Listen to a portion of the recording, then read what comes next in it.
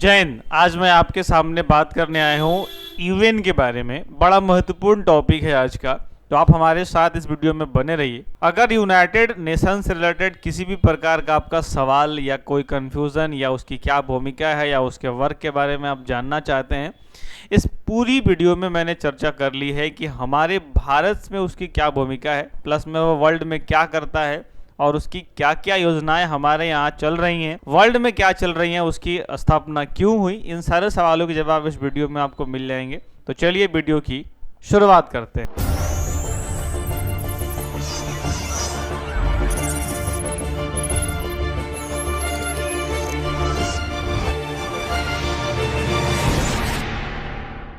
International organisation UN के बारे में हम आपको बताने जा रहे हैं। यूनाइटेड नेशन क्या है? यूनाइटेड नेशन एक अंतर्राष्ट्रीय संगठन है और इसमें जो है वो कई सारे देश, लगभग देश इसके जो है वो हिस्सा बने हैं। विश्व में शांति बनाए रखना इसका मेन काम है। देश के बीच युद्ध रोकना, मानवाधिकार, बीमारी, गरीबी, अशिक्षा, और इसकी स्थापना जो हुई थी वो 24 अक्टूबर 1945 में हुई थी। इसका स्थापना क्यों हुई? क्योंकि सेकेंड वर्ल्ड वॉर के बाद एक इंटरनेशनल ऑर्गेनाइजेशन चाहिए था ताकि देश में इंटरनेशनल रिलेशंस में मित्रता रहे और ताकि शांति रखा जा सके, इन सभी देशों के अंदर एक संवाद क्रिएट किया जा सके। इसलिए यूएन का जो है वो आविष्कार किया गया वर्ल्ड वॉर 2। अब ये देखते हुए कि भाई 2000 वर्ल्ड वॉर 2 में एक भारी तबाही हुई, करोड़ों लोगों की मौत हुई, भविष्य में ऐसी भयानक कोई घटना ना हो, इसके लिए एक वैश्विक मंच चाहिए था और उसकी जरूरत हमें यूएन ने हमें फील करके दिया। आप इसके भी पहले एक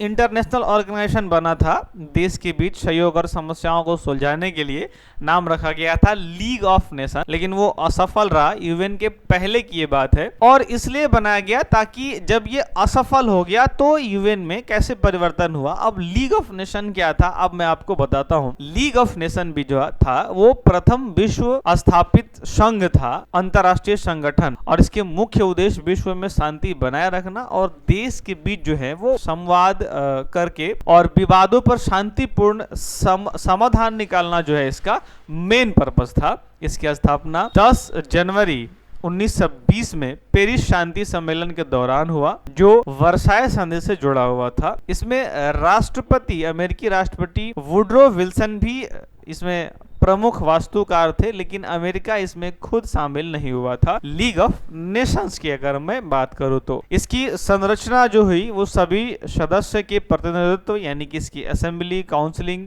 मुख्य शक्तियां वाली अस्थायी सचिवालय इसमें शामिल किए गए, और इसके अलावा अंतर्राष्ट्रीय न्यायालय, अंतर्राष्ट्रीय श्रम संगठन, और इसमें 58 जो है सदस्य शामिल हुए। लेकिन ये असफल क्यों रहा? 1930 के दशक में जापान, जर्मनी जैसे आक्रामक शक्तियों को रोकने में विफल रहा, ये कंट्रोल नहीं कर पाया, जिसके वजह से इसकी विश्वसनीयता घटी और दूसरे यानी कि सेकेंड विश्व युद्ध के बाद 18 अप्रैल 1946 में इसका विघटन हो गया और ये जो है वो पूरी तरह से यूएन में बदल गया। लीग ऑफ नेशंस जो है वो यूएन में बदल गया। अब इसकी शुरुआत कैसे हुई? इसकी शुरुआत हुई थी 24 अक्टूबर 1945, दूसरे विश्व युद्ध के बाद। इसका मुख्यालय जो बनाया गया वो न्यूयॉर्क बनाया गया, यूएसए में बनाया गया। इसमें कुल जो है 193 देश शामिल किए गए। यूएन की उद्देश्य विश्व में शांति, सुरक्षा, पहली विश्व में शांति रखा गया, फिर बाद में मानवाधिकार, फिर गरीबी, शिक्षा, अशिक्षा, देश में मैत्रीपूर्ण संबंध, ये सब बाद में ऐड किए गए हैं। और यही कारण है कि 24 अक्टूबर को वर्ल्ड नेशन डे भी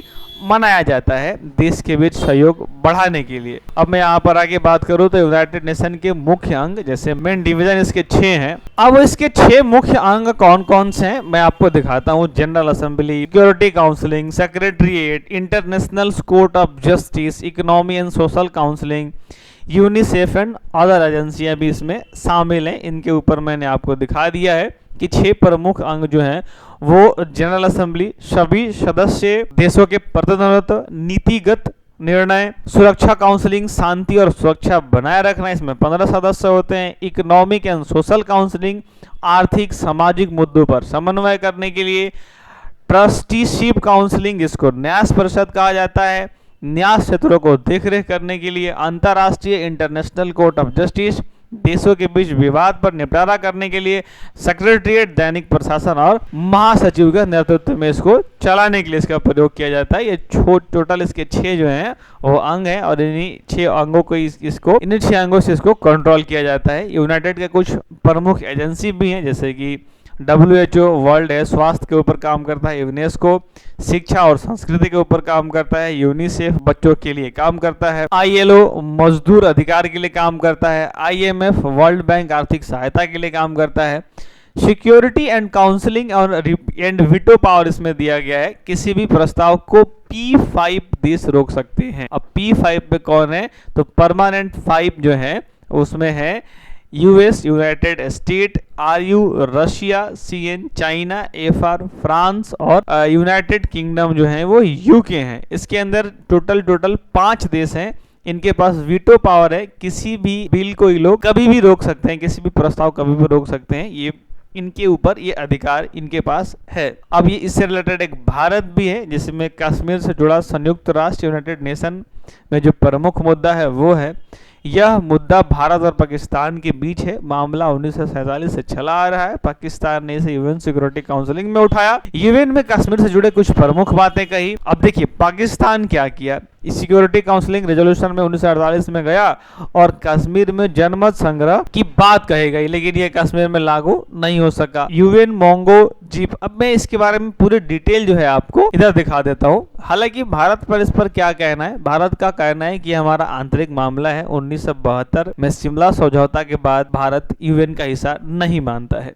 अब इसमें क्या हुआ था, संयुक्त राष्ट्र ने कश्मीर से जुड़ा मुख्य मुद्दा जम्मू कश्मीर राज्य के भारत और पाकिस्तान के साथ विलय का जनमत संग्रह जो 1948 के सुरक्षा प्रस्ताव 47 और 51 से उपजा, जहां दोनों देश के सैनिकों को पीछे हटने और स्वतंत्र जनमत संग्रह कराने को कहा गया। ये पूरी NDTV एक इसकी आर्टिकल लिखी हुई है, इसकी पूरी कहानी बताई है कि कश्मीर से आतंकवाद तक भारत के राष्ट्र में कब कब खोली पाकिस्तान की पोल, जाने पूरी इसमें लिखा हुआ है। क्या लिखा है भाई, फिर भारत और पाकिस्तान का मुद्दा 1948 में UN में गया और वहां पर पाकिस्तानियों के ऊपर ने भारत घुसपैठी का शिकायत किया और वहीं पर पहली बार UNCIP बनाया गया।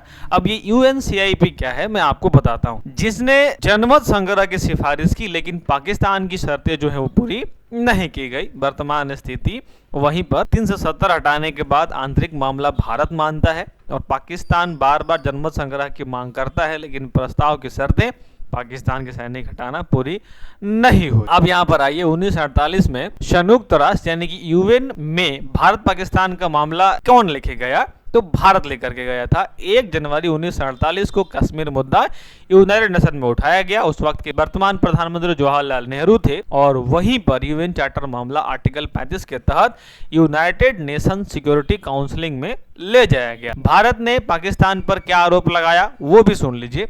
पाकिस्तान ने कश्मीर में कबायली लड़ाकों और अपने सैनिकों को भेजा भारत के खिलाफ आक्रमण। उस समय कश्मीर के महाराजा हरि सिंह और भारत के साथ जो है वो एक इंस्ट्रूमेंट ऑफ एसोसिएशंस पर हस्ताक्षर किए थे, जिसके बाद भारत ने सेना भेजी थी। अब ये इंस्ट्रूमेंट ऑफ एसोसिएशन क्या है, इस पर मैं एक अलग वीडियो बना दूंगा जिसमें आप इसको देख लेंगे। भारत ने क्या आरोप लगाया, भारत की जनता जो है वो मुस्लिम बहुसंख्यक है। पाकिस्तान ने भारत पर क्या आरोप लगाया, पाकिस्तान ने कहा कि क्योंकि कश्मीर की जनसंख्या बहुसंख्यक मुस्लिम है तो वो उसका हिस्सा होना चाहिए, और पाकिस्तान ने कहा कि भाई भारत इस पर जबरन कब्जा कर लिया। और UN ने इस पर क्या किया, UN ने 1948 में United nation commission of India and Pakistan, जिसको UNCIP कहा गया, उसको बनाई और वहीं पर सीज फायर की सिफारिश की। 1949 में 1 जनवरी को युद्ध विराम लग गया और बाद में जनमत संग्रह की बात हुई, लेकिन शर्तों पर सहमति नहीं बन सकी। तो ये थी हमारी आज की पूरी जानकारी। ये वीडियो आपको कैसा लगा, ये आप पूरी जो वीडियो देखने के बाद क्या इसमें आपने देखा, क्या सीखा, और यदि उसमें कुछ और अपडेट करना है तो मुझे कमेंट में जरूर बताइए। फिलहाल हम यहीं से अपनी बातों को समाप्त करते हैं, मिलते हैं किसी और वीडियो में। यहाँ तक इस वीडियो को आपको देखने के लिए बहुत बहुत धन्यवाद।